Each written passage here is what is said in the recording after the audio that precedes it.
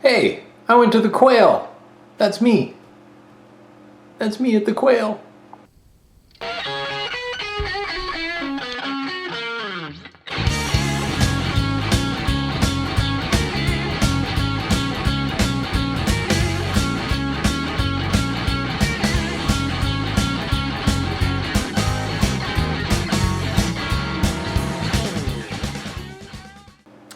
So, really had a completely different intention for this video, but as I mentioned in my update last week, had a little problem with the Sena Prism Tube camera, and most of the narration and setup that I did for the Quail is lost or unusable. Let's put it that way. I can't edit the files. So what good are they? Anyways, I'm just gonna make this video. It is what it is, you guys. I got a bunch of cool pictures of amazing bikes and a little bit of our ride afterward, a little interview from the event. And if you ever get a chance to go to the Quail in California, Monterey, it's actually Carmel or Carmel, I don't know how you pronounce it. It's right near Laguna Seca Mazda Raceway, and it's so beautiful. Pebble Beach is up there, but the quality of the vintage motorcycles that show up at the thing, both at the event and in the parking lot. The parking lot is a show in and of itself. It's just mind-boggling, these bikes, and it's a really fun event. So I'll just share what I got. It is what it is, and then I'll get back to building a cafe racer next week. Thanks for watching. Here's the Quail 2018.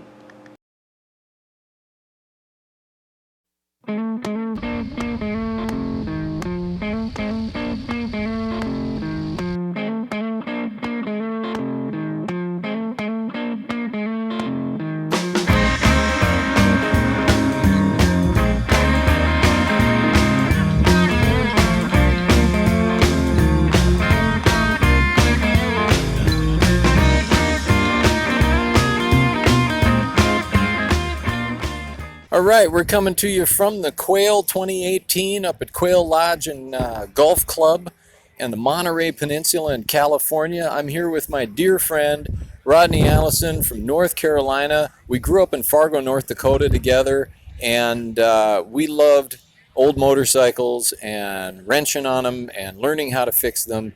And here we are at the Quail some 30 years-ish later. At least. What's your first impressions, man? Overwhelming. Isn't it? Yeah, it's incredible. What did you think coming here you were gonna find, and then what did you find? I had a feeling it would be all this. Yeah. But you can't anticipate this. Yeah. It's amazing. The quality of the old bikes. I mean, it's just, yes, it's old bikes, but the rarest of the rare. Right. Just the parking lot, just getting in here was worth the price of admission, I thought. Yeah. It's incredible. No, a guy could come here and not even get a ticket to the event. I'm not suggesting you do so, because you're going to want to cross that white picket fence and come see these bikes. But you could, if you live nearby, maybe just come and walk the parking lot. There's some really fun stuff there. How about the ride up? So you flew in to LAX on a Friday or Thursday night. Friday we rode up here with our friend Jeremy from Fargo, and what'd you rent? I got a R1200 GS, brand spanking new with 3 miles on it. What'd you think? That's pretty exciting. It's kind of nice to have a brand new bike for once, but I don't get to keep it long, unfortunately. Yeah. Well, maybe we'll just hang on to it. The setting, and I don't know. The weather was a little rainy last year. It's still chilly. It's a little chilly, a little breezy, but it's beautiful. I mean, look around. It's incredible. Tell me about your first bike ever. My first bike ever. Indian 50cc moped my uncle gave me. 1980 vintage. Wow. And I remember that. We rode with the exhaust off of it. Oh, of course. Got to see how fast it'll go. I think we got up to like 38. What did we gain taking the exhaust out? Nothing. Noise. Yeah, noise. Right. Attention. Right. From the neighbors. And then you bought a Honda in a box. Yeah, an MR 175 Elsinore. Wow. My mom would let me have it because it was in pieces. She thought I'd never get it together. Yep. Love you, Mom. Here we are at the Quail, Mom. Kathy, we made good on this stuff eventually, so thanks for your patience. And then first street bike? 1978 CB 550K. And we saw one of those here, didn't we? Did, In the yeah. parking lot? We saw one with a turbocharger on it. That was pretty incredible. We did. It was a Ray J or something. I got a picture of it. Yeah, I got a picture. I don't know. We'll post that in. Some kind of turbocharge, older vintage turbocharger, and it was the coolest thing. They're always firing up something cool here. That's it. We're going to enjoy more of the show. Yeah, I think about an hour we're going to go test drive a Zero. That's pretty exciting. We are. We signed up to test drive Zeros. Here we are, guys that love internal combustion engines, but it's cool. The torque is amazing. I drive an electric car, as many of you follow, see parked in the background of my Cafe Racer videos. There's a place for this, and if you think hybrids and electric and diesel electric and all of these things aren't tough or cool, locomotives like that Burlington Northern train that passes by your house, or the Santa Fe, that thing's been an electric diesel hybrid for 65, 70 years, so they're tough. They don't sound like that, though. No, they don't sound like that. What kind of cool, that's a rotary. That's that Norton rotary. I don't know if you guys can hear that. Anyways, anything else we got to talk about here? That's it for now. Let's go look at some bikes. Thanks. Live from the Quail, but not live. Right.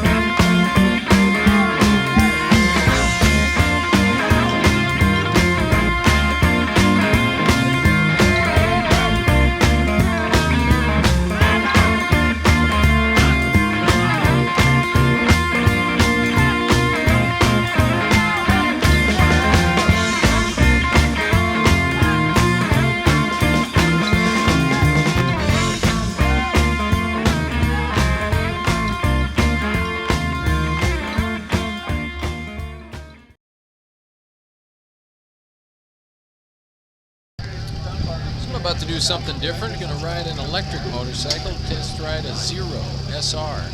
We're here at the Quail and never been on one of these. We'll let you know what we think.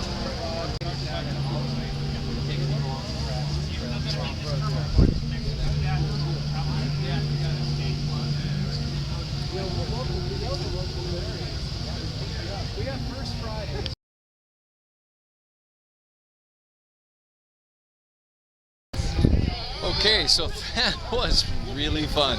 116 pound-feet of torque. You feel it, man. It just rips, and you really got to hang on. Brakes are fantastic. If I had any complaint, it was that I have to look down and I cannot see the road when I'm looking at the instruments. It's like a Ducati. Really? My only complaint is I had to bring it back. It was a short ride. It was awesome. It was way too short. So, Zero electric motorcycle, thumbs up. Yeah, ride one. Ride one. Take a ride if you can. Just under 13 seconds. It's like a 12.7, 12.8, depending on how you do it. So with our one gear, we don't have a gearbox. Yeah, right. So our top speed is limited at 104, 105. So you will hit 105 in a quarter mile. And that pretty much limits you. You might be able to go faster if our gearing was doing. I gotcha. And so these are limited at 85. Okay. And, So this is the only one. And the weight, though, this is only 285 pounds. So this is 409, 410. So you know, that's when you feel the difference. This one feels like, oh my gosh, just Really? comes right up and wheelies. And so acceleration-wise, at a stoplight, turn the throttle on, open on both. This one gets across the stoplight first. Okay. Huh. Now a lot of it also is how our engineers have programmed it, because we don't have true traction control yet. Yeah, right. So they're only trying to give you a range that our people won't crash themselves out. And you can kind of feel that if you take this bike and go at 0 and whack it. Yeah. Yeah, I did. And then go Wooden wheelie. at 30 miles an hour and then whack it at 30, you're like, Yeah, oh, feels man, it. that thing's almost violent. Yeah. Yeah. It's awesome.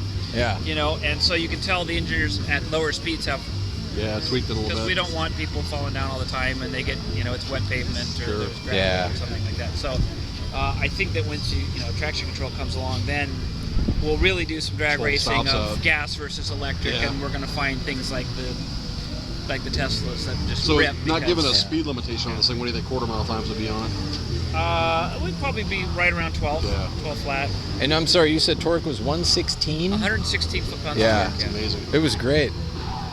Yeah, It was and just that's great. one thing cool, like when I'm riding on the roads or the highway, you get the clearance between the cars, and you're like, okay, here's the Bip, yeah. no downshift, no anything, bam, bam, bam. So then you're just kind of looking for those open spots the whole day. Yeah. And What is charge time from? so if you plug into the, like this bike right here is plugged into a 110, Yep. you're looking at about 9 hours. Oh, okay. So I could bring it to work and I'd be fully charged and ready to roll. Yep. Yep. Nice. If you buy the accessory charge tank, Yep. this will charge the whole bike in 2 hours. Okay. So we like to say about 103 miles per hour. So if you give me an hour, I'll give you 103 city miles of charge.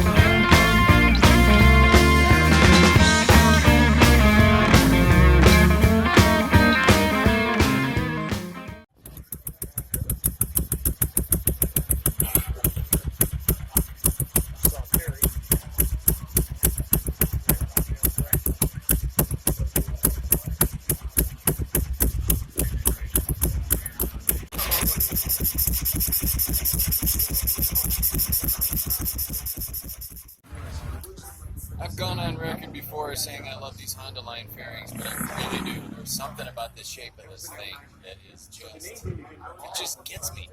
And I own one in my brother's garage. And I had the same fairing on my CB900, and I gotta want another. I gotta get one. Oh, yeah.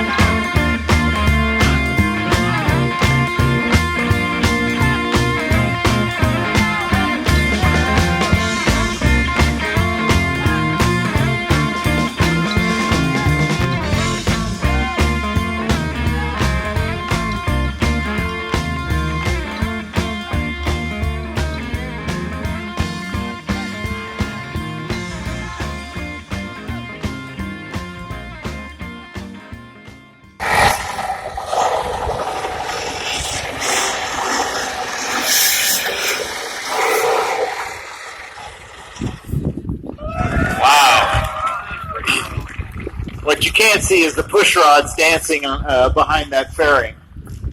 What a terrific machine, what a historic machine.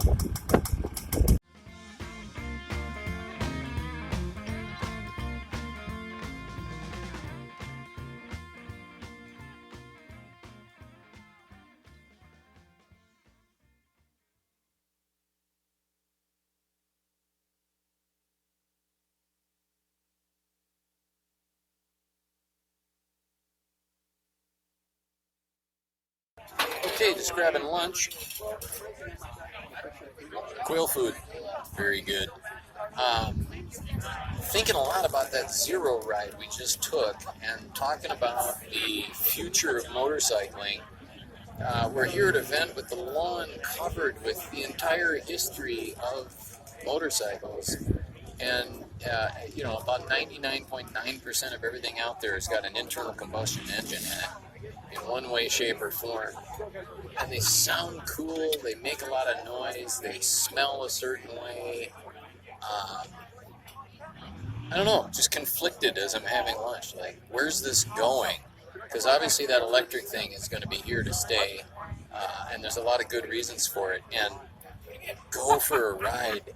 The torque is amazing. I said to Rodney, it's like an amusement park ride all the time. Very fun. So definitely a place for that. I don't know.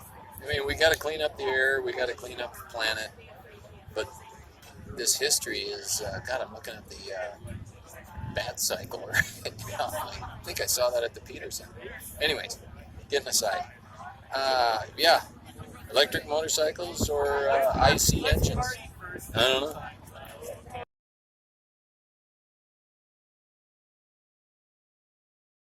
Okay, man, we're headed home from the Quail. Found this nice little spot on the, I think we're on Carmel Valley Road, that it's just a twisty heaven through what appears to be Sherwood Forest. Quite a find. But next morning after the Quail, what are your thoughts? This journey just gets better and better. I mean, this is the most amazing road I've ever ridden in my life. It's so beautiful. It's so technical. I kind of wish I wasn't on this big elephant of a bike, but it's doing pretty well. I'm surprised. Yeah. I was riding through here reflecting on listening to the Burt Monroe's bike and just thinking, did I really hear that thing run? You really did. And am I really riding on this road? It's amazing. This is surreal. And you stop and there's a babbling brook.